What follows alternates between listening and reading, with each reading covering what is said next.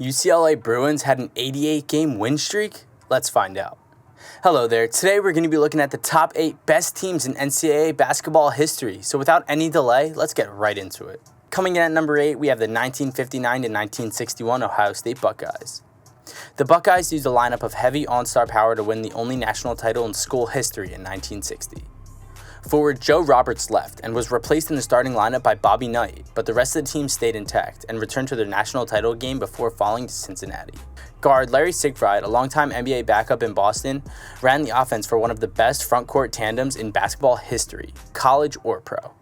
Hall of Famer John Havlicek averaged just 14.6 points and 8.6 rebounds a game in his college career before he was playing alongside Hall of Famer Jerry Lucas, who racked up 24.3 points and 17.2 points a night in a Buckeye uniform. Up next, we have the 1982 to 1983 Houston Cougars.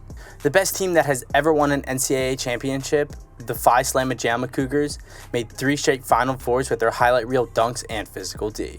They never came closer to a title than in 1983, when Lorenzo Charles' putback dunk stunned them at the buzzer in the championship game. Guard Michael Young led the team with 17.3 points a game, but in spite of his prodigious sleeping ability, he couldn't make the jump to the NBA.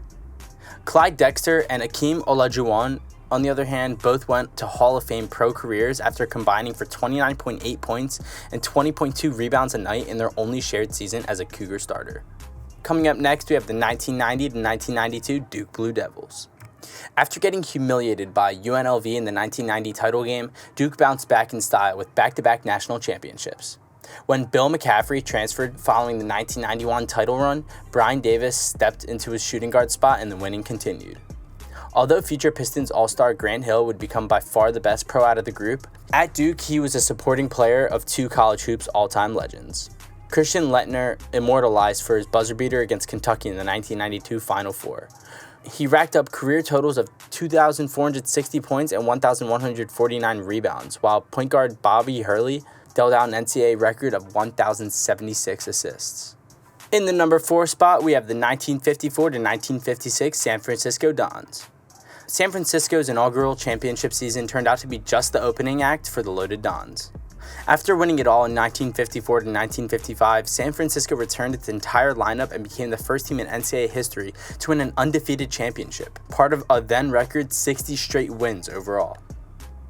Coach Phil Walpert bucked contemporary prejudices with 3 black starters, including shooting guard Hall Perry and point guard Casey Jones, who was a Hall of Famer for his stifling defense in Boston. The third of those starters was the incomparable Bill Russell, a game-changing defender himself who averaged 20 points and 20 rebounds a game for his college career as a prelude to the 11 titles he won with the Celtics. Coming in at number 3, we have the 1971 to 1973 UCLA Bruins.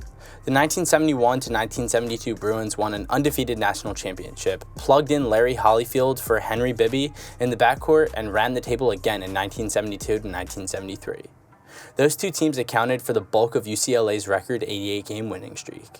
Swingman Keith, later Jamal Wilkes, averaged 15 points a game in college, but became a 3-time All-Star for his 20-point-per-game scoring with the Warriors and the Lakers.